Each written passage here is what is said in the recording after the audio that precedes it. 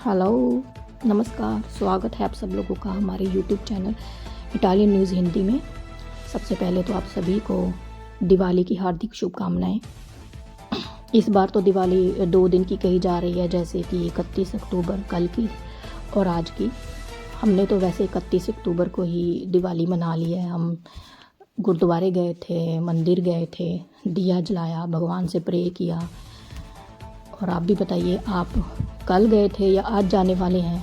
चलो जैसे भी है, पर आप सब लोगों को दिवाली की हार्दिक शुभकामनाएं।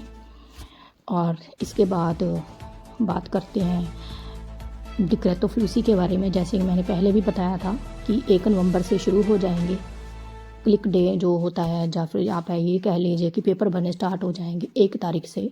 तो आज 1 तारीख है, आप सब लोग प्रिपेयर करिए अपने डॉक्यूमेंट्स और पेपर भरिए। 30 तारीख तक वक्त है आप लोगों के पास। आज की न्यूज़ के बारे में बात करते हैं।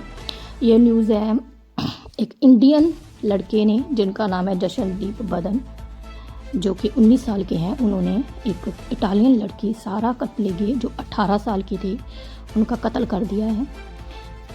कत्ल की वजह बताई जा रही है ड्रग्स, और जिसे आप कह सकते हैं नशा।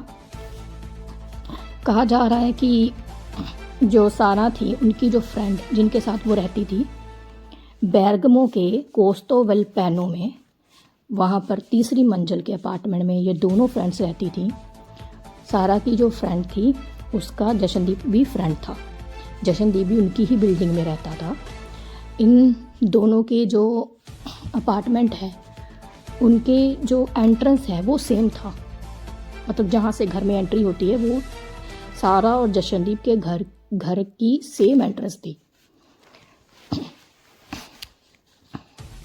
जिस 26 अक्टूबर 2024 को ये कत्ल हुआ है, मतलब जिस दिन ये कत्ल हुआ है, उस दिन जशनदीप को पता चलता है कि सारा की जो फ्रेंड है, जो जशनदीप की भी फ्रेंड थी, वो बाहर जा रही हैं कुछ एनर्जी ड्रिंक लेने।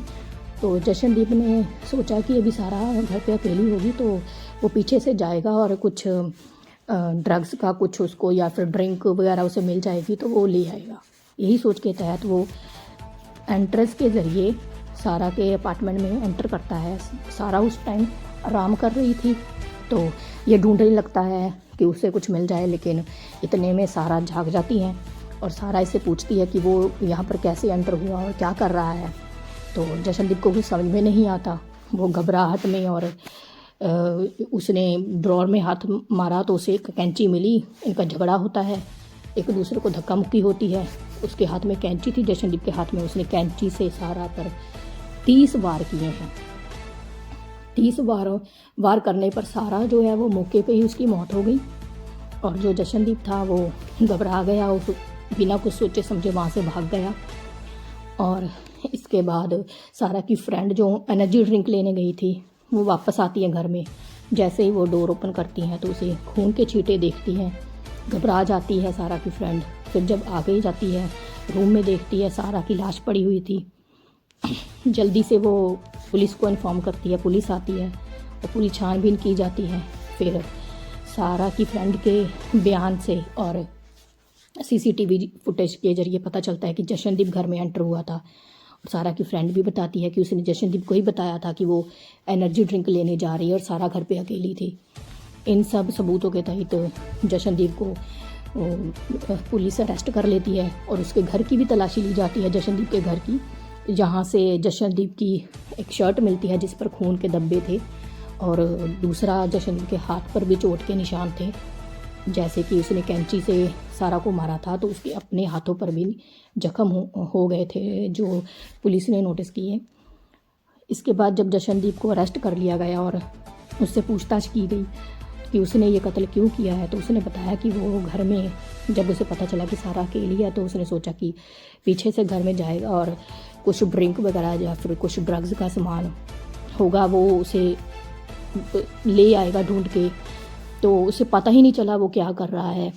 और इतने में सारा जाग गई थी, उससे झगड़ने लगी थी, तो वो डर गया। इसलिए उसने कैंची उसके हाथ में आई और उसने सारा को कैंची मार के मार दिया। तो अभी 26 अक्टूबर 2024 को उसने कत्ल किया था, और अभी इसके बारे में पूरी रिपोर्ट आई है कि जशनदीप ही जशनदीप बदन जो एक इंडियन लड़का है 19 साल का, उसने ही ये कत्ल किया है। तो बाकी मैं आप सब जो मेरे लिसनर हैं उनको कहना चाहूँगी कि प्लीज़ सतर्क रहिए और सुरक्षित रहिए। आपके आसपास कैसे लोग रह रहे हैं, आपके बच्चे कैसे फ्रेंड्स के सर्कल में है, प्लीज़ इसका ध्यान रखिए, एक्टिव रहिए, खुश रहिए, आबाद रहिए। एक बार फिर से हैप्पी दिवाली। चलो फिर से मिलते हैं अगली न्यूज़ में, तब तक के लिए गुड बाय, चाओ चाओ।